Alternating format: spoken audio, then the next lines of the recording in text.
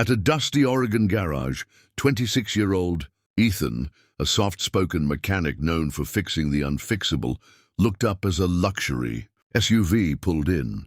Out stepped Victoria Lennox, a 40-year-old tech billionaire, holding the hand of her 9-year-old daughter Madison, who sat silently in a worn, outdated wheelchair. Doctors gave up, Victoria said flatly. But someone said you don't. Ethan didn't answer. He just wheeled Madison inside. Over the next few days, he stripped the old chair down, designing something new, lightweight, intuitive, and guided by her tiny movements. Madison visited daily, asking questions, smiling more each time. Hope quietly returned. The garage smelled of grease and memory, the faded red toolbox Ethan inherited from. His father sat in the corner. Music played softly from an old radio, mostly jazz, which seemed to calm Madison. She rarely spoke in the beginning, just watched. Ethan, patient and methodical, explained every tool, every wire. Victoria remained skeptical, waiting outside most days, phone in hand, taking calls with corporate giants. But her gaze lingered on the window, drawn to something she couldn't define. A connection was forming between the man who repaired metal and the girl everyone said couldn't be helped. The atmosphere began shifting. Each morning, Ethan greeted Madison with a smile and something new, sometimes a joystick prototype, other times a voice-controlled feature or softer grip pads. He tested with her feedback, treating her like an engineer, not a patient. For the first time in months, Madison laughed. It startled even Victoria. She stepped inside once and caught her daughter's giggle, hand to her chest, as if trying to protect something fragile. Ethan barely acknowledged her. He was too focused on Madison's comfort. The old garage, once forgotten, now buzzed like a research lab. The energy wasn't just mechanical, it was deeply human. Ethan worked through the night many times, sleeping on a cot in the corner. He studied Madison's medical files by flashlight, quietly cross-referencing mobility patterns with his custom circuitry. Every screw and fiber in the new wheelchair had a purpose. The frame was built from lightweight aluminum, the cushions memory foam lined with sensors. The wheels operated via responsive servo motors, but it wasn't just tech. Ethan added warmth, colorful etchings, soft finishes, a custom footrest shaped like her favorite puppy. "For Rusty," she whispered once. It was the first time she'd mentioned her old dog. Ethan nodded. "For Rusty." When the prototype was complete, Ethan didn't unveil it like a product. He simply rolled it to Madison and asked, "Want to try?" Madison's eyes widened. She placed her tiny hands on the newly designed pads. The wheels moved, smooth, controlled. The chair responded to the slight tilt of her wrist. Victoria gasped softly as her daughter maneuvered around, the garage turning easily, her hair flowing behind her. She didn't look like a disabled child anymore. She looked like a pilot in command. "It listens to me," Madison whispered, amazed. Ethan smiled faintly. "It was built too. The moment was electric." News traveled fast in small towns. By the next weekend, curious neighbors gathered around the garage. Ethan didn't like crowds, but he didn't turn them away. Madison wanted to show off what she could do. She zipped around with grace, even performing a slow spin. Someone clapped, then more joined in. Victoria watched from the back, wiping away tears. She wasn't used to feeling powerless until now, but this powerlessness felt different. It came from awe, not fear. The man who had no degrees, no wealth, no social media, he gave her daughter back, her freedom, and no doctor had done that. That evening, Victoria stayed behind after everyone left. She watched Ethan polish Madison's wheels, checking screws again. "Why did you do this?" she asked finally. "You could have said no." Ethan shrugged. "Because someone should have said yes." His voice was soft but firm. Victoria walked over, reaching into her purse. "Whatever you're charging, it's not enough. Let me help fund you, build more, change lives." Ethan looked up. "I didn't do it for money." She paused, then slowly placed her business card on the table. Just think about it. Ethan didn't pick it up, but he didn't push it away either. Days turned into weeks. Ethan continued, refining the wheelchair, making it quieter, faster, and more responsive. Madison now visited on her own, sometimes bringing snacks or sketching blueprints with crayon. She called Ethan Professor Wheels, which made him chuckle. Victoria too changed. She cancelled board meetings to sit quietly in the garage, often in jeans and a hoodie instead of heels. She asked questions about motors, about soldering, about how ideas became reality. Ethan answered every question, even when she didn't fully understand. The billionaire and the mechanic spoke less like client and vendor, and more like two people who'd found middle ground. One afternoon, Madison wheeled into the garage holding a certificate from school. "Best science fair project," she said proudly. Her poster had diagrams of the new chair and a photo of Ethan beside it. Victoria knelt beside her, hugging her tightly. "You earned that, baby." Madison beamed. "We earned it." Ethan looked away, trying to hide his grin. That night, the town's small newspaper ran a story titled "Mechanic Sparks Hope." The photo showed Ethan, Madison, and Victoria under the soft glow of the garage light. It became framed and hung beside Ethan's cot, quietly honoring what was being built beyond machines. Inspired, Victoria invited a few investors and philanthropists to visit the garage. Ethan hesitated, but eventually agreed. He showed them designs, explained concepts without arrogance. His brilliance wasn't in big words, it was in quiet function. One investor whispered, "This kid's a savant." Victoria smiled. "No, he's just someone who listens." Madison gave a demo that left the room silent. When asked what she'd call the chair, she said, "Freedom. Frame." No one corrected her. It was perfect. That day, Ethan signed his first development deal under one condition. "Every chair must be affordable." Victoria nodded. "We'll follow your terms." As the weeks rolled on, the dusty garage transformed. New shelves arrived, better lighting. Victoria had supplies sent, tools, 3D printers, materials, but she never changed Ethan's space. The old cot stayed. The jazz radio kept playing. Madison, now a near expert, helped him solder and wire. She even started mentoring another girl, Emily, who'd recently been paralyzed in a bike accident. "Just trust your hands," Madison told her. Ethan watched quietly, a mix of pride and humility in his eyes. It wasn't just a lab now, it was a movement, the kind that didn't start with money, but with care, with purpose. One morning, Ethan stood outside the garage sipping coffee as a delivery truck arrived. It held a plaque, "Ethan's Innovations, where movement begins." Victoria had ordered it but didn't sign her name. Ethan read the inscription and nodded quietly. "Guess it's official now." Madison rolled beside him. "Does this mean you're famous?" He chuckled. "Just means I have to clean more often." But deep down he knew something real had begun.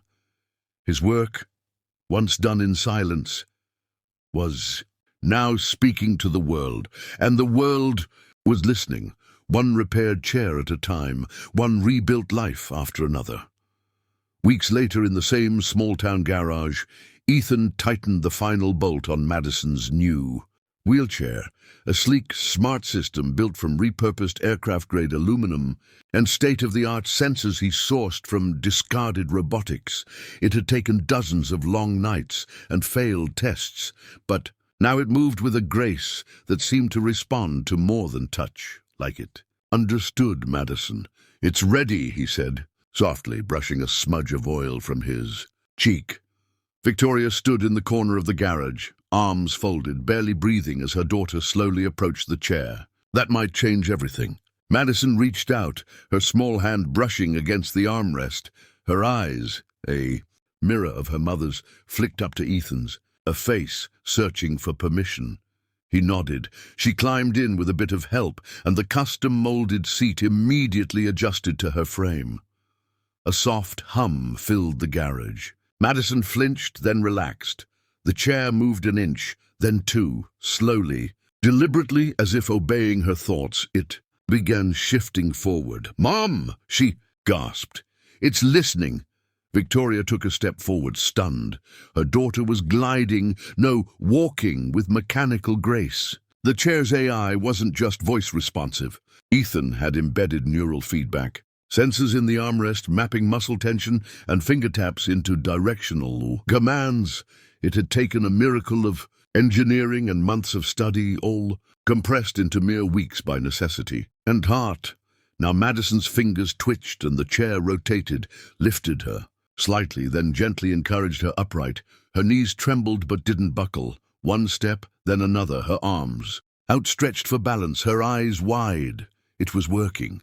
"She's walking," Victoria whispered, hand covering her trembling lips. Tears spilled freely down Victoria's face as she watched her daughter, her little girl, who had been written off by hospitals, surgeons and specialists, take her first steps across the garage floor. Madison's pace was slow, cautious, but each step landed with conviction. "I can feel my legs," she said, voice cracking. "It's not just the chair." Ethan remained silent, but the corners of his lips lifted. He'd seen this moment in his mind every night as he worked, believed in it even when the science said otherwise. "You did it," Victoria said, barely audible. Outside, the dusty roads of the small Oregon town remained unchanged, but inside Ethan's garage, the world had shifted. The transformation of Madison's life was just beginning. News spread quietly at first. A few neighbors peeked through the window that day, drawn by the excitement. One elderly woman burst into tears. Another called her niece in Portland. Within days, bloggers caught wind of the story. A billionaire's daughter healed by a backwoods mechanic? It sounded like fiction until videos surfaced. Madison walking, Madison laughing, Victoria's tear-streaked face saying only, "Thank you, Ethan." By the second week, national journalists were at the edge of the garage with cameras. Ethan tried to keep them out, but Victoria stepped forward. "Let them see," she told him. "People need to know what's possible."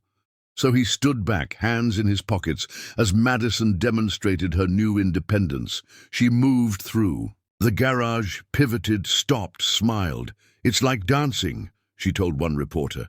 Ethan was offered interviews, even a feature on daytime television. He turned them all down.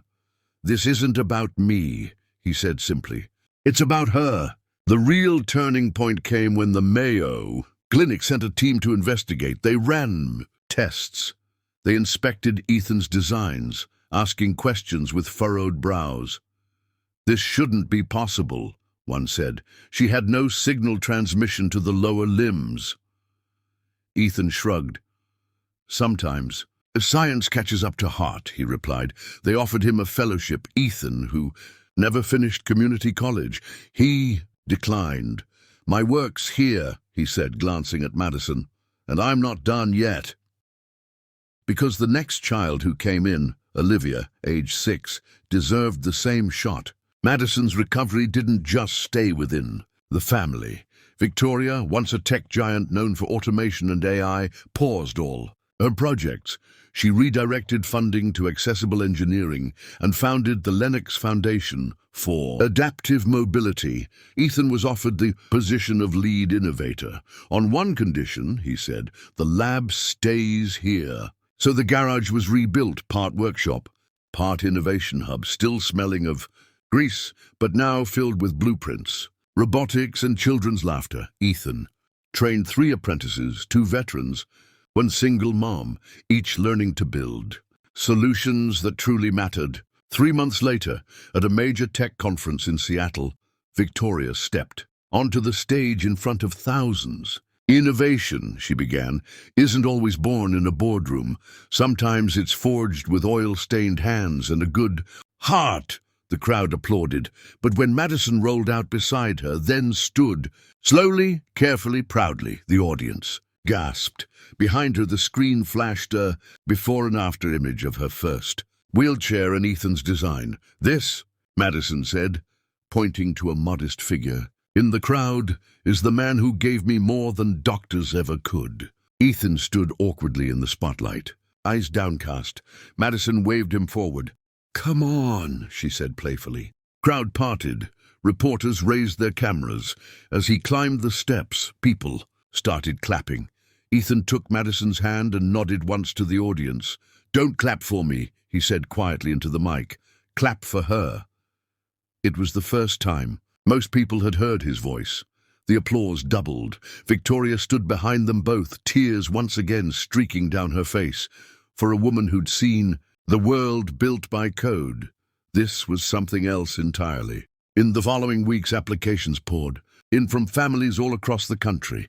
Parents sent letters, videos, photos. Kids drew crayon sketches of wheelchairs with wings. Ethan read every message. "We'll help who we can," he told Victoria. She nodded. "Let's build a team." Soon, engineers arrived, some from Silicon Valley, some from Detroit, even a few who had once laughed at Ethan's lack of credentials. Now they studied under him. They watched how he read a child's needs. Before touching a tool, they learned humility, precision, and why miracles sometimes wear flannel. Madison's progress inspired not just tech, but policy. Senators called for new legislation on adaptive innovation. Insurance providers restructured plans. Victoria lobbied fiercely, dragging CEOs into meetings and handing them stories, like Madison's. "This is your future customer," she told them. "Make it accessible." Ethan stayed mostly out of that part. He preferred his garage, his station under the bulb, his chalkboard of wild ideas. But every so often he'd look up from a workbench and see Madison walk in, her gait steadier each time, her eyes always curious. As the months turned to a year, the garage became legend. Tourists took photos outside. Volunteers cleaned tools. One corner of the building held a wall of signatures, kids who had walked again or for the first time. Madison's was the first, of course, written in purple marker with a heart. Ethan finally accepted an honorary doctorate, mostly because Madison begged him to. "You earned it," she told him, "and they need to know real heroes don't always wear lab coats." The ceremony was small, but he wore the robe anyway. The future held more challenges, more children, more impossible cases, but Ethan never saw any of it as a burden. Each broken chair, each worn wheel was a puzzle waiting to be solved, not for fame, not for fortune, but because it mattered. Victoria continued to fund and advocate. Madison continued to speak, her voice growing stronger with every audience. And somewhere in that small Oregon town, a little girl was learning to take her first steps again, thanks to the hands of a quiet mechanic who never stopped believing.